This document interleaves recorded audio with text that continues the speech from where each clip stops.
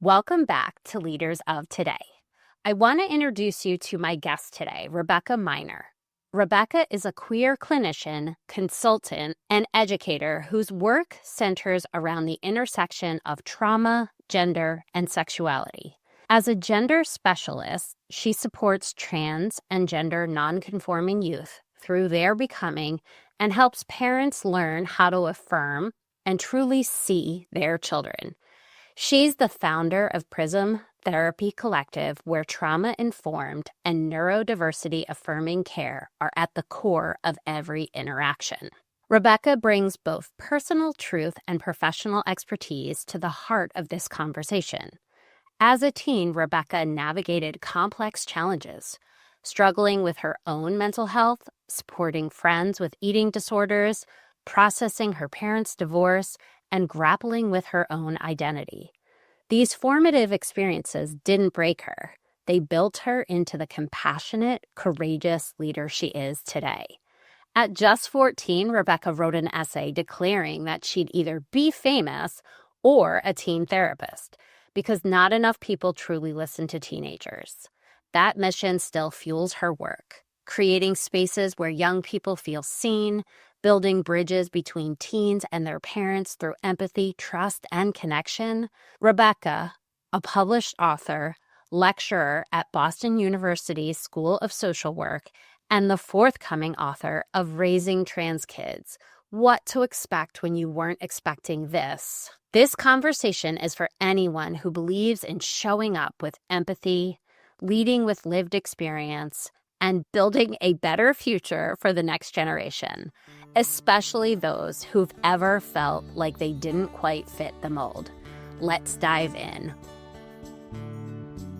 You're listening to Today's Leaders, from teens to titans.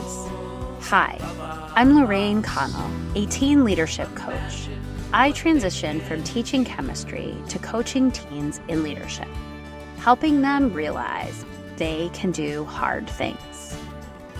We've often believed that leadership is an innate trait, but it's actually a skill that you build and improve.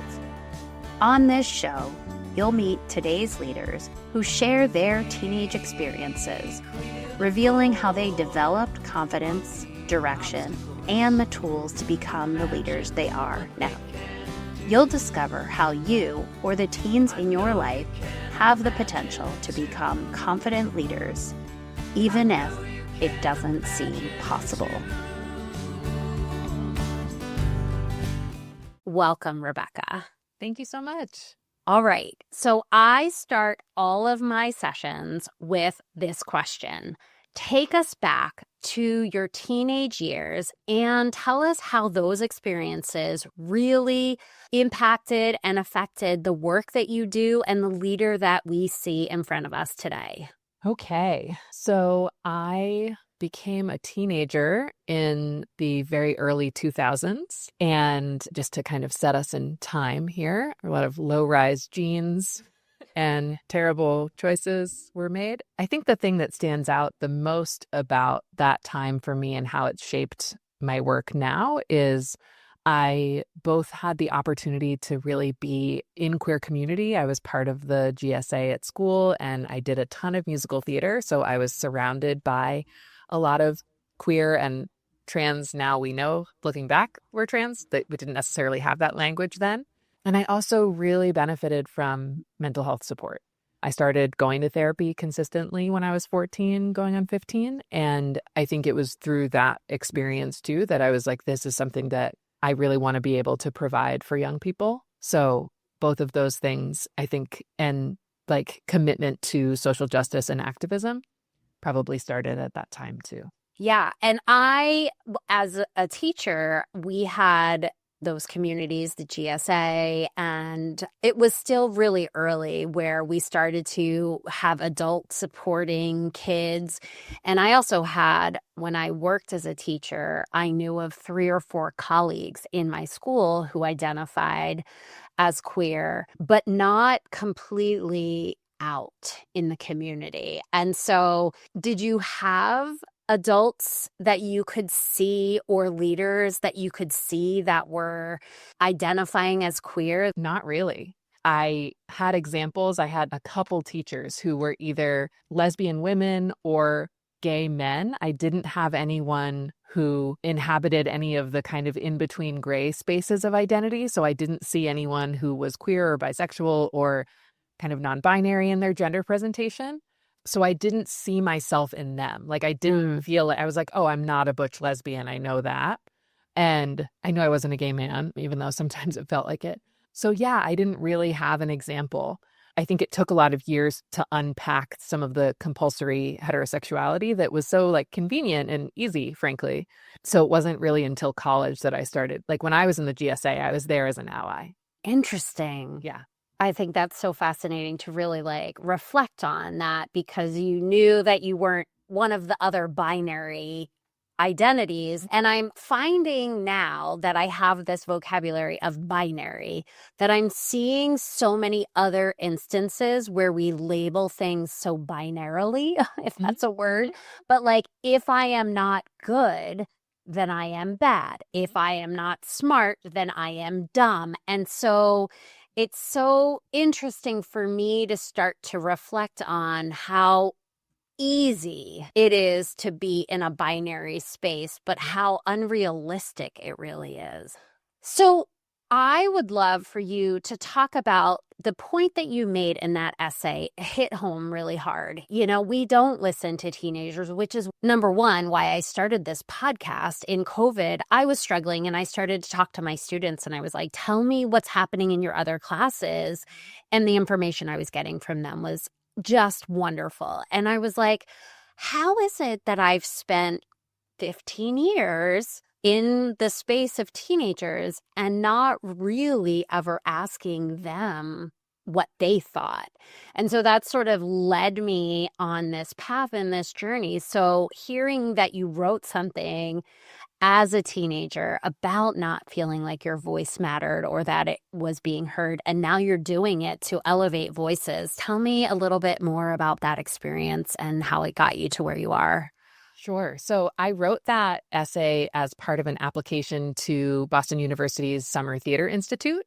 So that's why I was like, I'll either be famous or I'll be a therapist. And I then, for many years after that, still continued to study theater at a conservatory level and loved it, but ultimately did decide that being a therapist just felt like what I was made to do. And yeah, it is kind of amazing to look back and see those words and be like, wow, I mean, I was onto something. And clearly I felt that. I think I felt really heard in my therapy sessions and certainly by my mom. And I was never shy. I didn't have a hard time speaking up or taking up space, really. So I think it was less about me not feeling heard and more that I could see how many of my peers were not getting that kind of support and weren't comfortable speaking up for themselves. And also how many of them were really hurting and kind of keeping that quiet and inside, and ultimately resulting in either some more concerning mental health outcomes and compensatory behaviors like an eating disorder or self-harm. And I was like, there's got to be a different way. So here we are. Yeah. I think you bring up a really interesting point of the fact that like you knew what it felt like to be heard, to be seen, and you were watching your peers not experience that. And so you saw that there had to be a different way, and there was a different way, but how could we make it universal for everyone? And I also was thinking about how, as an outspoken, sort of confident and aware person, sometimes those kids speak up and then they're the ones that get in trouble. And I see a lot of kids who struggle in either or situation, right? They're helping to elevate voices that are being silenced, and yet there are other kids who are being silenced and they don't know how to speak up. So it's really interesting. So tell me how that comes into play in the work that you're doing. I mean, I think that's all I do. In my individual clinical work with the parents that I work with, it's all about helping people feel heard and also giving them the tools to communicate more effectively so that they can be seen and heard by those close to them.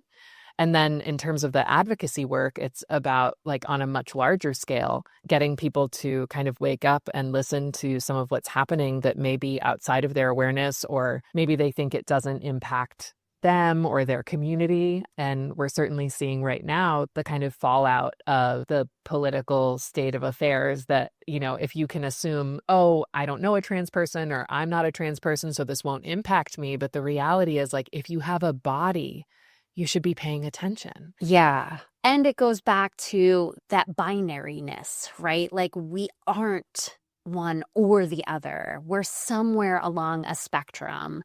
And I remember I think it was like probably 3 or 4 years ago when I tried to articulate that to somebody, and I was so unable to articulate it. And I just felt so defensive. I felt so attacked. And I wonder, can you speak to how do you enter that conversation with a parent who maybe is, like you said in your book, not expecting what they get? Yeah, it's a tough question because I feel like I enter every interaction a little bit differently depending on kind of what I'm picking up from that person to really meet them where they are. But what I've found most disarming, if you will, is to really acknowledge that you can love your kid and not understand all of this. And you can love your kid and maybe even not want this for them. And that both of these things can be true. Because I think often parents and caregivers feel like if they aren't 100% in, then they don't support their kid, they don't love them, and they're a bigot. When in fact, a lot of parents are just not educated enough about what's going on, and they're afraid. And they feel like they should have all the answers because they're the parent. And so it elicits a shame response. And so shaming them any further isn't fruitful. But what is more helpful tends to be just acknowledging that this is hard and scary and you don't have all the answers and you don't have to. You have to love and respect your kid. And I can help fill in the gaps. Yeah. Sometimes I'll talk with teachers, and what I try to approach, and I'm just a facilitator. I don't feel like I'm ever really an expert in any space, but I put the questions out there for teachers to think about, because when we don't think about them and then they occur, we sort of react in a way. And so I thought it was really interesting when you said, when you don't understand, you assume that you are bad or a bigot. And I think, again, it comes back to that binary of, if I don't love my kid unconditionally, and in fact, you still do, you just are missing something and it makes you feel inadequate. Right. Exactly. And that's what I was seeing was really missing in the space in terms of books, was there are like guides and resources for parents or groups even where it feels like you're welcome in that space when you're already 100% bought in, but any questioning is wrong and shouldn't be there. And so I wanted to create a book that's literally each chapter is based on a question that might keep a parent up at night. And so they can go to the table of contents and scan right to a question that hits me in the gut. Like, that is something that I've been wondering but have been scared to say out loud or scared to ask. And they can go right to that chapter, get the answers that they need, and leave with an affirmation rather than a limiting belief.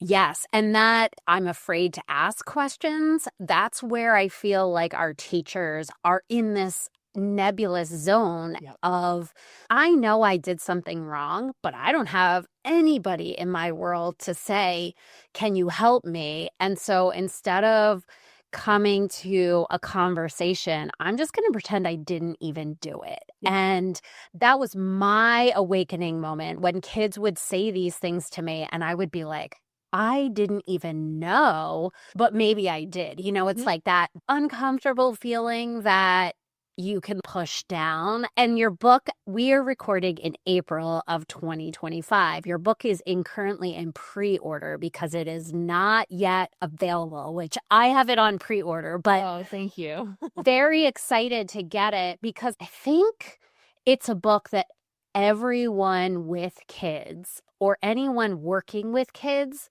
should read, because you don't know, right? And Don't know. I often find the things that I'm afraid of learning about are the things that are really the most important in the work that we're doing as a parent, as a teen connector. And I appreciate you recognizing that, because I think I kind of had to pare down. Like when I originally wrote it, I was like, for parents, educators, caregiver, like, I had this long list of who should read this book. And ultimately, at the end of the day, it's like anyone who cares about youth.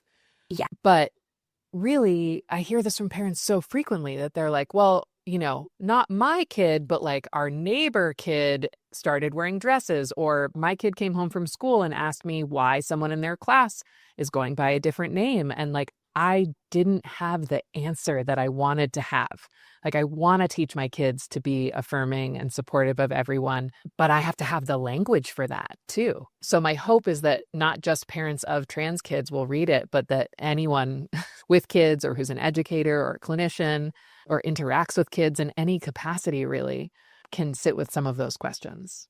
And it's really an exciting opportunity too, because what you already alluded to is when we don't know something, we fear it. And so this allows us to disarm that fear and have some knowledge, and yet still be okay. I find that like one of the hardest things as a parent is when our kids are young, we are superheroes. Yes. And taking that cape off is a label that I'm not ready to do. But if I don't, then my kids see that I'm not a superhero and I'm pretending to be a superhero. Pretty humbling.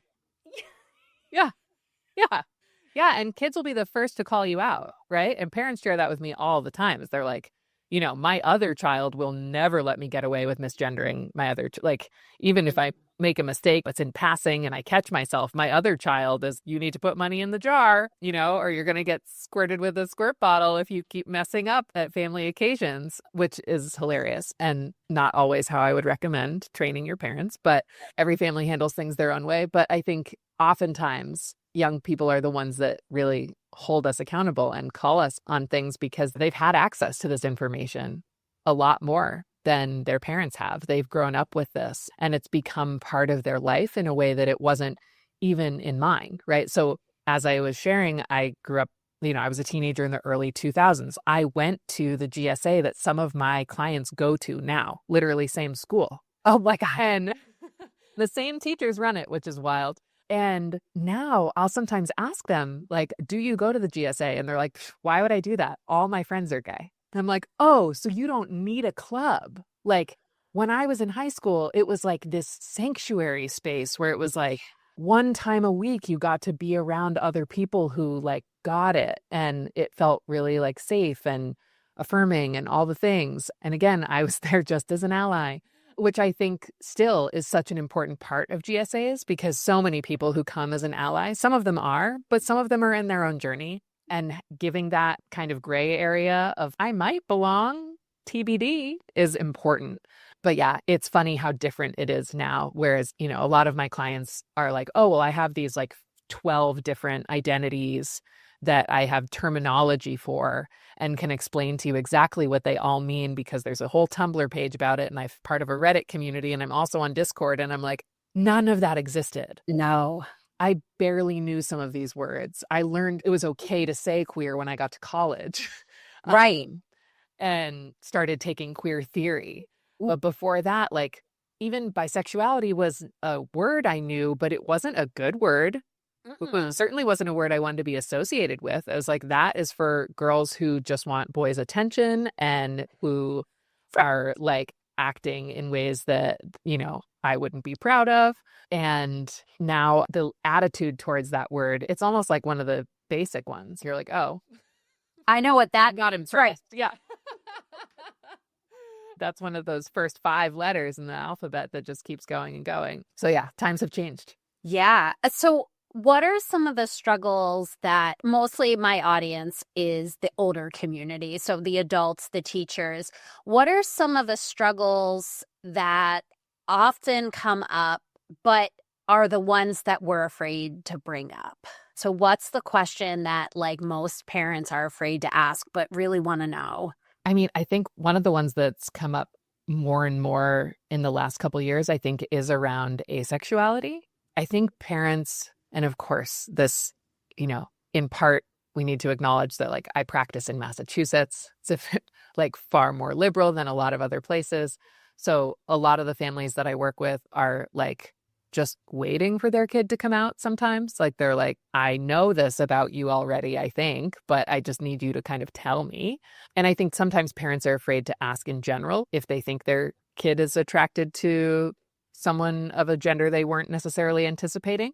And I think sometimes you don't need to ask a question so much as continue to affirm that no matter who they're attracted to or who they might like or what their experience might be, that that's all welcome here and that's cool with you. And you maybe know other people or expose them to other stories and narratives and hopefully community of people that don't necessarily look exactly like your family or like the other, teachers in your school might have different family makeups.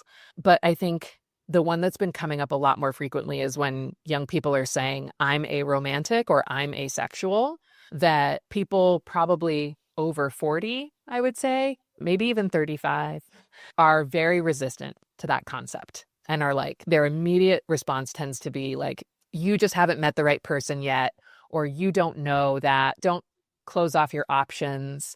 And there's this real kind of panic around not wanting that for them. And I think sometimes people have a hard time wrapping their head around something that feels so different from their experience. If you were someone who was kind of boy crazy as a teen, the idea of not feeling that way doesn't really make a lot of sense to you. And at the same time, this may be something that they experience for a period of time, and this may be how they will be for a long time or the majority of their life. But it's definitely one of the things that's been coming up more frequently is, what do we do about this? And should we address it in some way? And I think the answer is no. Well, and I think that makes sense in terms of the way we should be navigating all teenage romance, right? Like, we don't need to fix anything. We don't need to change anything. We just have to let everybody navigate their journey the way that they're naturally going to navigate it. I'm thinking of my own teenage experience and thinking about, I wonder if I pretended to be boy crazy. I wonder if I pretended to be really sexual, and maybe I really wasn't, and I was just following the norm. Absolutely. I mean, I have a vivid memory of, I think I was in 5th grade when we had the Scholastic book fair, and you could go to the lunchroom and get to pick stuff out. And sometimes the book would come with a poster or like a gift or something. And I remember the girls in my class freaking out about Backstreet Boys and NSYNC posters. Yeah. And I felt very little about that. And I was like, I think I'm supposed to like this. And so, yeah, I do think there's something to be said for everyone's on different developmental timelines, and also in terms of developing awareness around sexual orientation. Even if you did grow into someone who did like boys, you might not have been that crazed about them at 12 or 14, but everyone seemed to be, and you thought that was what you were supposed to do, and that's what it meant to be a girl of that age. Like, there's so many expectations. Right? Like, similarly, I'm like free associating now, but I'm remembering when people started wearing thongs, and it was like a big deal. Like, the idea that you'd have to ask your mom to be like, can we go to this store at the mall? And going to Victoria's Secret was like top of the line. Yeah. You had arrived if you had one of those. And looking back, they were so uncomfortable and didn't work like under the terribly low-rise jeans we were wearing. So there was inevitable whale tail. Like, none of this is cute. But it felt like this is what it means to be a 13-year-old girl in 2003. Yeah. I mean, I guess that's my biggest takeaway from this conversation, is that nothing is going to be normal, because normal doesn't. I'm actually trying to reframe normal and perfect. Like, I am perfect who I am. I don't need to achieve perfection. So normal is whatever is my choice and whatever I do. And so if we take that approach with our kids and their sexuality and their genders and whatever, then it's normal for them. Yeah. But and the norms have shifted. Yes. Like, especially with COVID. Like, kids simply aren't sexually active nearly as much as they used to be. And the numbers support that. Kids aren't having sex at the rate that they used to be. And so for parents who were like, necking in someone's car was like a big deal. The idea that like their kid wants to stay home and talk online to their friends and is like, I'm aromantic and I'm asexual is completely foreign to them. Right. Well, and terminology, right? We didn't have any of these terms. And again, it threatens that normalcy of I am the parent with the knowledge, where the child that I am imparting knowledge on, all of a sudden now the roles are reversed. And so it threatens that system. And I found the same thing when I stepped out of the all-knowing role as an educator and became a learner alongside my students. It opened so much to our whole growth. And so I wonder if that's the approach that we can sort of take as parents and say, we are all living in a time where things are changing and nobody is the all-knowing. Nobody is the expert. And if you disarm yourself and say, I'm going to learn alongside with you, then you never feel that conflict. And your kid gets to see you as human. Which might be terrifying for everyone involved. Yeah. And that's where I say to parents all the time, like, you will inevitably make mistakes. You're going to screw up.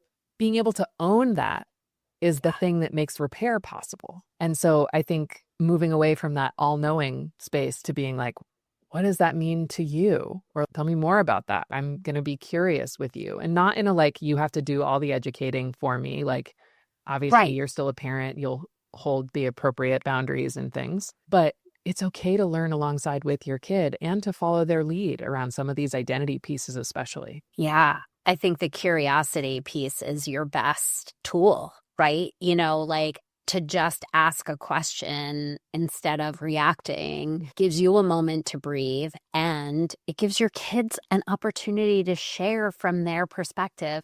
And it just comes all the way back around to that original piece that you wrote is we just need to listen.